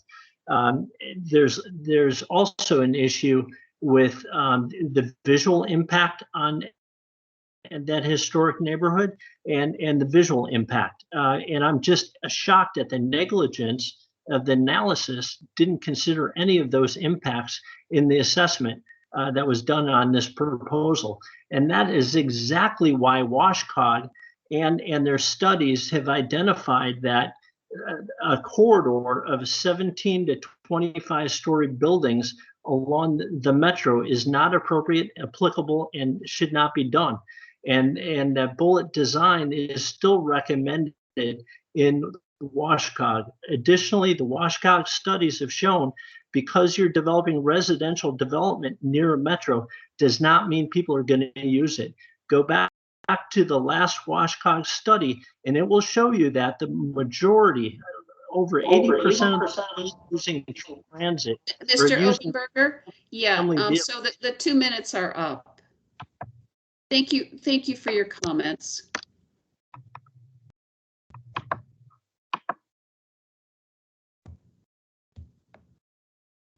All right.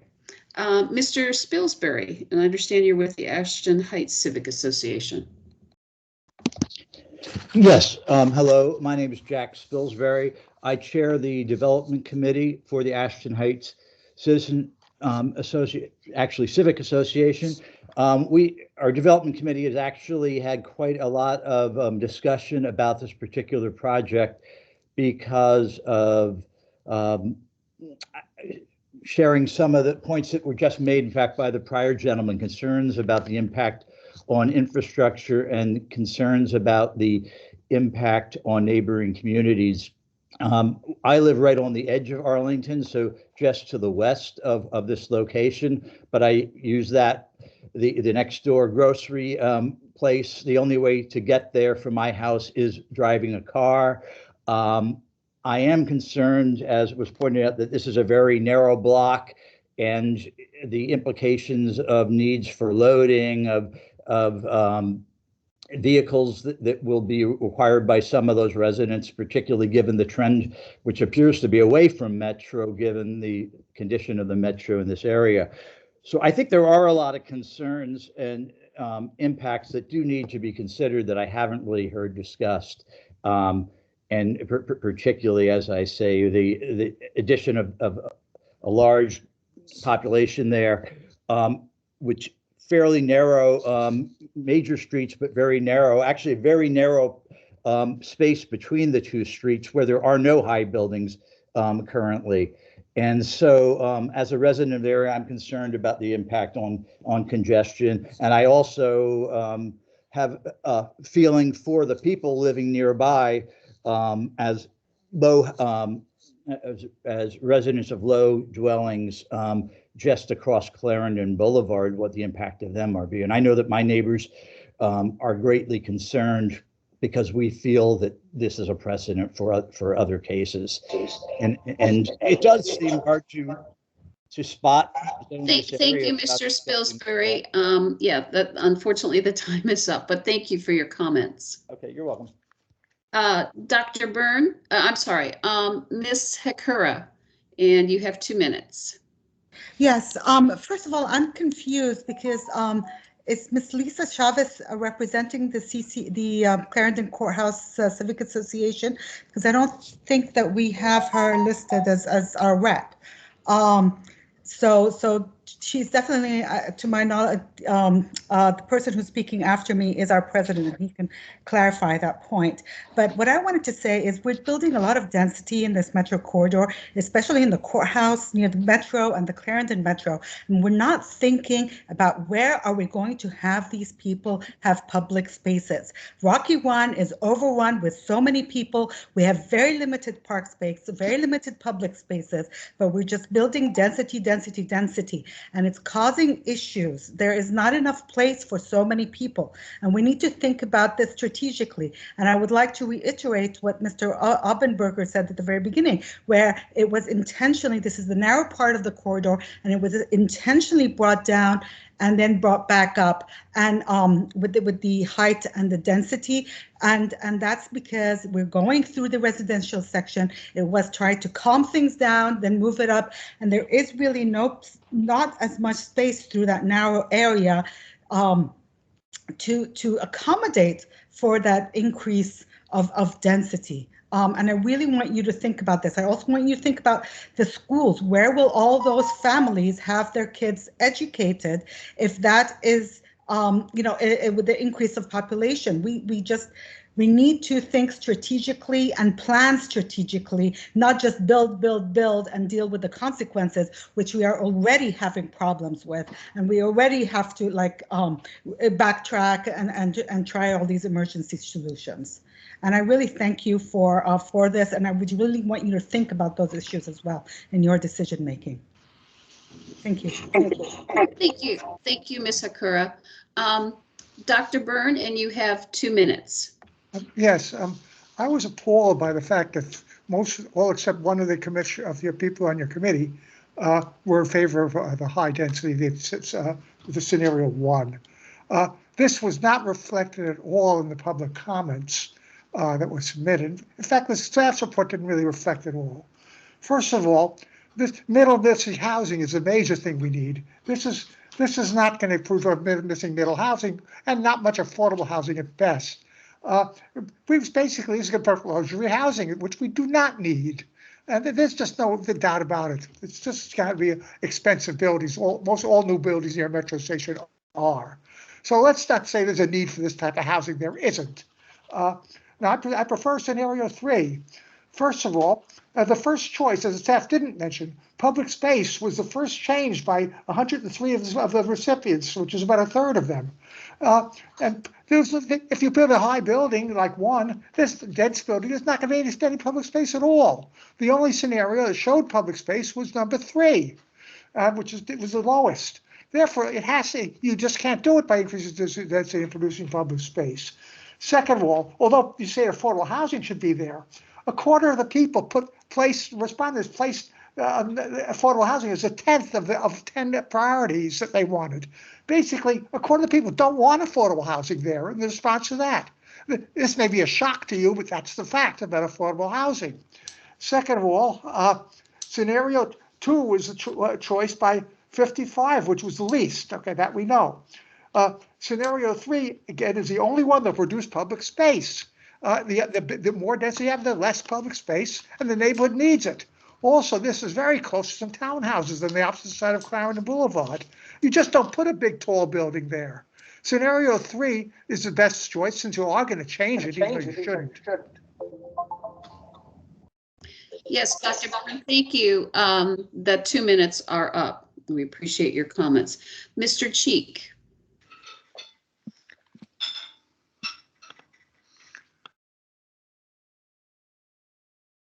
Can you see me okay? Yes. Okay. Well, we yeah. can hear you. We can hear Great. you. I'll just do 2 minutes. So I'll be representing 4 different opinions. One, I'm an environmentalist. I'm the CCCA president, and I'm an investor and resident all in Clarendon. So my philosophy as an environmentalist, building up is good. I don't think there's an argument against that. As a CCA president, I noticed from the Clarendon sector plan, the general mood of all development is let's keep toward the Clarendon sector plan, which was relatively the heights consistent and then tapers, so that way you get a neighborhood feel. I have a renter, a couple of renters, and I asked him the other day, because he wants to, or his girlfriend wants to move to Boston with him. He doesn't want to go there. I go, why do you want to stay here? He's like, well, I like how they made the buildings kind of low, and then you can see the sun So this is what people who are living here are saying about it. Like they get it. They like the original design. As an investor, I want like, 50 stories, because the more stories you build, the more of my property value goes up. But it actually doesn't really improve like the area unless the city planners do it the right way, which they're not in some ways. So the one thing is there's no profit fee for developers. So taxes went up 5.8% this year. Last year was 5.7%. If the developers keep all the profits instead of giving a huge cash profit fee for extra stories, then who's going to pay for it? It's got to be property taxes. That's the biggest supplier budget. School kids, they're very expensive. You need a lot of single people to subsidize school kids. How many school kids here? Parking spaces. Again, if you don't have developers don't want to divot underground, it costs a lot of money. You end up like, it's not worth it for them. Park space, like Green Park, it's not there. The cycling around there is way dangerous. It'll be a nightmare on both sides of the street. Okay, the big one is my issue, and I'm going to run out of time, but the reckless driving around my neighborhood in 11th Street Park has increased substantially since the developments. Arlington, the manager, the county board has no policies, DSTO to fix it. Drivers go as fast as they want. It's really reckless driving, and you can't do anything about it. But what's happening is if you can fix that policy, then Thank you, Mr. Cheek. Yes, you have gone to your 2 minutes. Thank you so much for your comments. Then we also have, hold on. Let's see here. We have Mr. Howell. Okay, thank you. Just a couple of quick points. We have a lot of competing priorities in Arlington, including housing, including following the evolving process of where to put density and where not to put density. But if we're going to be more of a spine model, a vertebrae model than a bullseye model, one of the things that we need to keep in mind is that so much is dependent on exactly how you do it. Just because you have a rezoning and just because you have a GLUP process doesn't dictate the final product. It's an enabling process, not a determining process. So the next step, if and when this gets approved, the next step is critical for the applicant to come forth with an actual proposal that achieves all the goals in the most balanced way and does it in a way that enhances livability and doesn't limit livability. So this has to do with everything from shadow studies to, if you have a tall tower and you've got a low area on one side, maybe that whole low area should be a park with external accessibility for everyone to extend the public space beyond just ground level. There are lots of different options. I'd just like to add one other thing. On page 46, one of the elements there, and we don't have to go to it because there's no time here, but saying that basically biophilia is, i.e. sustainability. Well, biophilia is a lot more. It's compatible with sustainability, but it's more indifferent, and we're really talking about experience in nature. And so that's something that we need to keep in mind in the site plan design and also in the landscape design. Thank you. Thank you. Thank you. Thank you, Mr. Howell. And our next speaker is Scott Barton. 2 minutes, please. Thank you. Hello, thank you for letting me speak. My name is Scott Barton. I'm a resident of the Charleston at 2400 Clarendon Boulevard. I live right across the street from this development.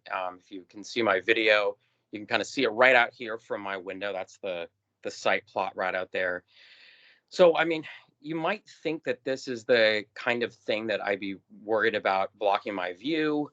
But honestly, I'm much more motivated by the concern of the fact that there's not enough housing in Arlington. Prices have gotten so expensive here. It's hard for people at the lower end of the income level to afford living in Arlington.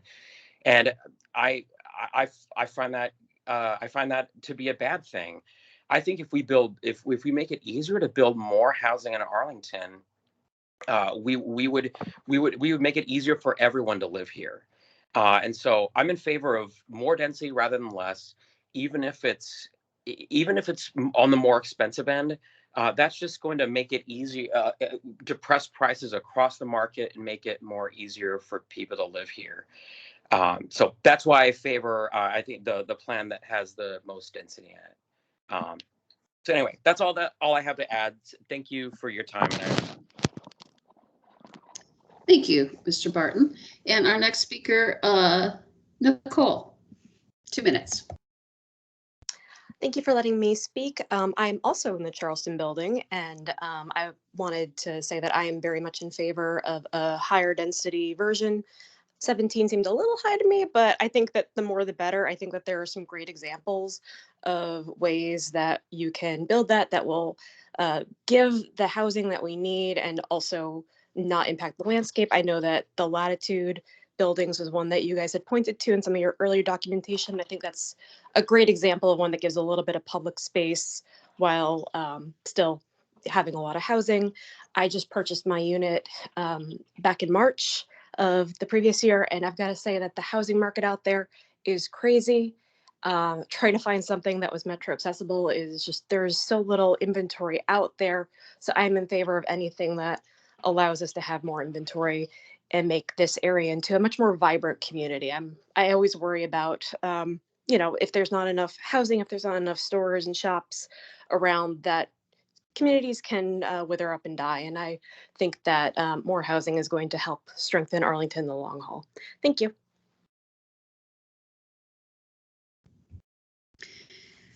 Thank you, Nicole. And Ms. Farrell, 2 minutes. Hi. Thank you for the opportunity to speak. My name is Beth Farrell. I live on Danville Street. I'm sitting in my kitchen right now, and I look out my window and I see the site that you all are talking about. I think scenarios 1 and 2, I really worry about what they do to my house, my neighborhood, my block. The shadow studies concern me greatly, but my most important concern, I think, is traffic. I live on Danville Street. We have a light at Langston Boulevard, and we are I don't know if it's Waze or Google Maps, but people come down our street. Trucks that are not supposed to come down the street come down the street. I know because they hit the trees, which eventually, like in my house, came down in a windstorm, probably because it was hit by a truck a number of times. And we have traffic calming measures, but those frankly don't seem to work. We had about a year ago, we had a gentleman who came around the corner and was going so fast that he hit a parked car and flipped over in front of my house. This concerns me because I counted while I was waiting to speak, we have 17 children who live on my block alone. Those are children that are from 9 months old, the boy across the street, all the way up to about 16 years old. I am very concerned about how many people would move into a scenario 1 or scenario 2 building and how they would all want to get to 66. They would all want to get to, the Georgetown, or the GW Parkway. They would come down my street. And I am extremely worried about what that would mean to the safety of our street and potentially to, the folks who live on our street. So I really think scenario 3 is the right option. And one other concern I have is if a scenario 1 or 2 is approved, what happens to the block that sits between my house and this new development? Does that become a 6 or 8 story? That would be thank you. Thank you, Ms. Farrell. And our final public commenter is, let's see here, Mr. Carton, 2 minutes. Okay. My name's John Carton. I'm president of the Lyon Village Citizens Association. And we really feel like we need to moderate the density here. We're very close to townhouses across Clarendon Boulevard from the site. And then we have single family houses that are very close right across Wilson Boulevard, just as Beth Farrell has just pointed out. Too much density can be counterproductive. It creates too much traffic and congestion. We need to draw the line on the density to really make it livable. And I think we've heard a number of people speak on that concept, that we want to keep Arlington livable. As an example, the bigger you make it, the more delivery trucks you get, the more single autos that are coming to try and access the building. So this all creates a choke of traffic. So the bigger we make it, the more cars that will come. And it's really hurts the quality of life all the way around. Just as an aside, we also need to ban trailer trucks for delivery in Clarendon and at a site like this. Now, with all that congestion, it puts Vision Zero in doubt because Vision Zero is impacted by too much traffic. There's also concerns about school infrastructure from this building. Quality is better than quantity. I also say the survey was flawed in that it didn't use a base case on the 1 to 4 stories. If you wanted that, you couldn't select it. And finally, I'll say it's no surprise that the applicant here wants the largest building to maximize his bottom line. That's what he's trying to sell. We're trying to we're trying to get a livable community with a quality building. So thank you for your time tonight. Thank you, Mr. Carton, and to all of our public commenters tonight. I would personally encourage you to stay engaged as this process continues. And on that note, for the continuation of this process, Mr. Murphy, did you want to speak to that? Yes, absolutely. Thank you so much, Commissioner Bagley, members of the LRPC and attendees who provided public comment.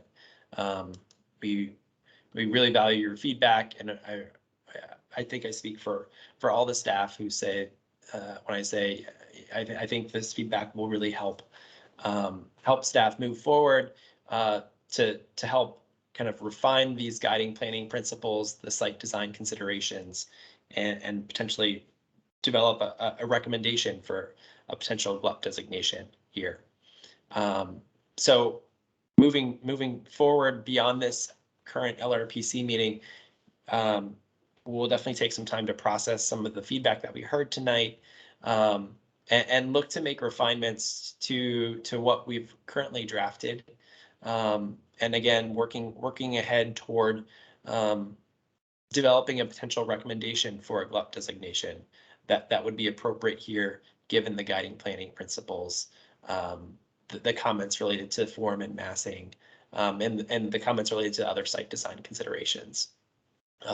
Staff anticipates coming back to the LRPC in the spring to review that recommendation, as well as a draft study document that would try to encapsulate all of the different recommendations and these other site design considerations for additional LRPC review. Wonderful.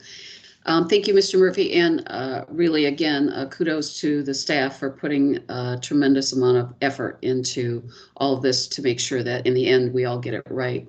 So again, I want to thank everyone for attending. We only went a few minutes. Oh, I'm sorry. Yes. Yep. I believe Mr. Lawson had his hand raised. Oh, and I'm then sorry. there was also, I believe Ms. Hakura wanted to correct something that she had, I think, mentioned during her public comment.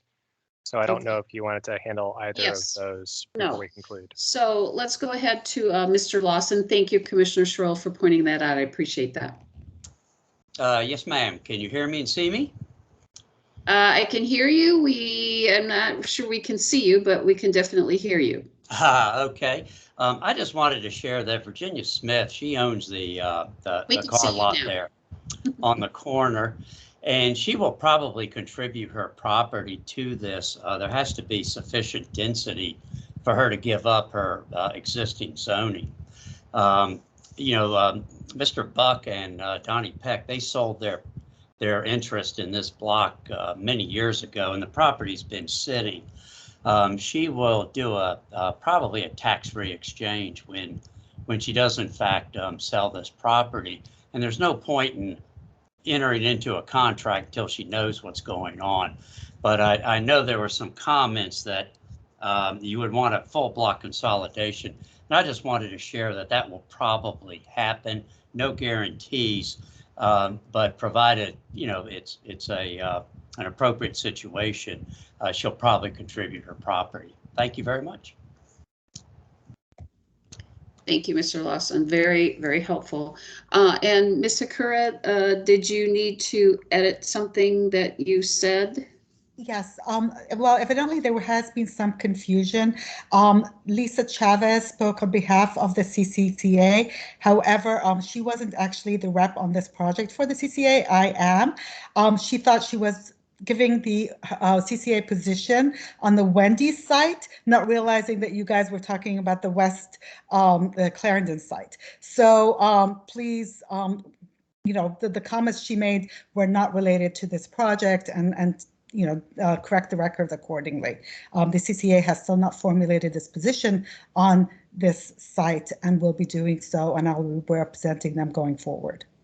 Okay, and I think that will be something that staff and I will talk about, you know, when in between the time that we intend to re-engage to make sure that we do have the appropriate representation from the association as part of this effort. Thank you. I would appreciate that. Thank you very much. Thank you. All right. So again, and I'm sorry that I overlooked those.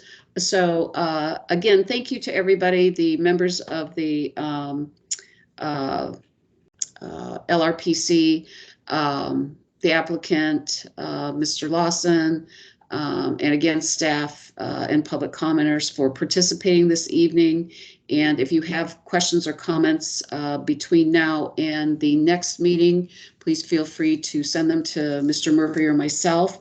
And on that note, I hope you have a wonderful evening. And Mr. Murphy, is there anything else that you need to add? Oh, I see that Ms. Chavez's hand is raised and Mr. Lawson's hand is still raised. So I just wanted to confirm neither of them had any additional clarifying comments to make. Okay. Ms. Chavez. I have nothing, sorry. Oh, sorry, I didn't mean to raise my hand. No worries. Okay. Okay, I hope everyone has a wonderful evening and stays well and stays warm. Thank you. Thank you so much.